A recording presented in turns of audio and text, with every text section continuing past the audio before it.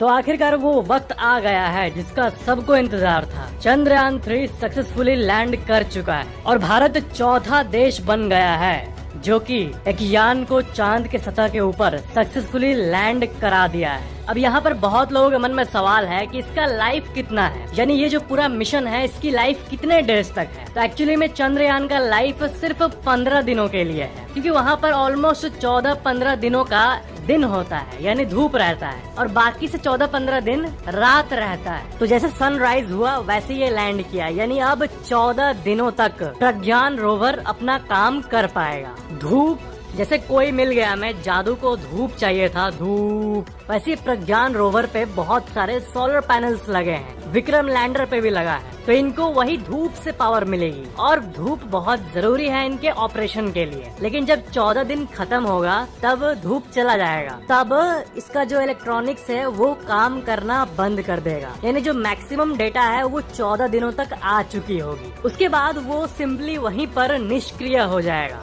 सारे electronic parts बंद हो जाएंगे। और इसरो के वैज्ञानिक ये कह रहे हैं कि हम होप करते हैं कि वो 14 दिनों के बाद भी कुछ दिन चले, लेकिन ये होप वर्ड यूज किया गया है, यानी इसके लिए कोई सटीक टेक्नोलॉजी नहीं यूज किया गया है जिससे वो गारंटीड चलेगा बहुत दिन तक, क्योंकि ये मिशन 14 डेज को माइंड में रखते हुए ही बनाया गया था। बाकी जो ल्यूना 25 जो कि क्रैश किया, अगर वो लैंड होता तो उसके अंदर एक ऐसा पावर जनरेटिंग टेक्नोलॉजी था प्लूटोनियम के जरिए, जिसके चलते उसको 1 साल तक पावर मिलती। तो इस मामले में सबसे अच्छी न्यूज ये है ना कि इसरो एक्चुअली में इस टेक्नोलॉजी पे काम कर रहा है, एक ऐसा प्लूटोनियम का पावर सोर्स बनाने का जिससे अपकमिंग मिशंस में 1 साल तक पावर मिले। लेकिन फिलहाल चंद्रयान जो है ये 14 डेज तक बहुत सी रिसर्चेस करेगा साउथ पोल में, वाटर, हीलियम 3 और ऐसे कई चीजें हैं जिसके बारे में आपको पता होना ही चाहिए कि ये मिशन आखिर हुआ किस लिए है। तो चलो उन सुपर इंटरेस्टिंग डिटेल्स को हम समझते हैं। किसी भी प्लैनेट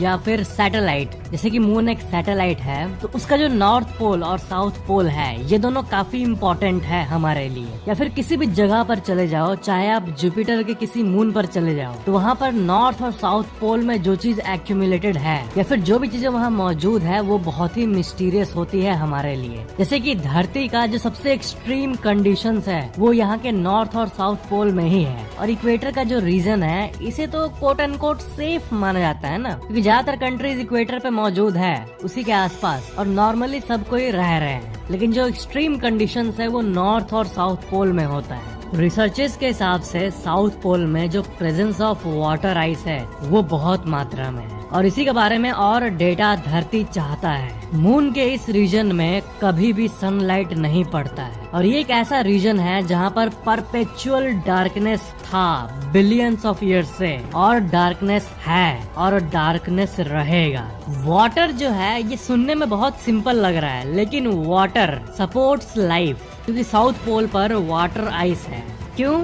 क्योंकि वहाँ पर सनलाइट नहीं पहुँचता, और इसलिए वहाँ पर ऐसी कंडीशंस है कि पानी बहुत मात्रा में जमी हुई रह सकती है बहुत सालों तक, इनफैक्ट मिलियंस ऑफ ईयर्स तक। आपको पता है पहला एविडेंस, पहली ऐसी कोई जांच, ऐसा कोई कैलकुलेशन जो ये बताए कि पोल्स पर पानी है, ये इंडिया का चंद्रयान 1 पहली बार दिखाया था। ये फोटो आप देख सकते हो, ये जो ब्लू ब्लू आपको दिख रहा है ये है पानी का डिटेक्शन, और इसी प्रेजेंस ऑफ वाटर को चंद्रयान 1 ने आज से करीब 15 साल पहले ही पता कर लिया था। और यही वो कारण है जिसके चलते ये माना गया है कि वहाँ पर वाटर आइस ट्रैप्ड है। और जो मैंने आपको बताया था ना कि किसी भी मिशन में ऑर्बिटर होता है जो कि ऊपर घूमते रहता है, लैंडर होता है और रोवर होता है, तो ये जो ऑर्बिटर्स होते हैं ये किस लिए है वहाँ? ये इसलिए है ताकि वो वहाँ के सारे रीजन्स का डेटा हमें भेज पाए। तो चाहे वो इंडिया का ऑर्बिटर हो या फिर बहुत सारे देश जिसका ऑर्बिटर अभी चांद पर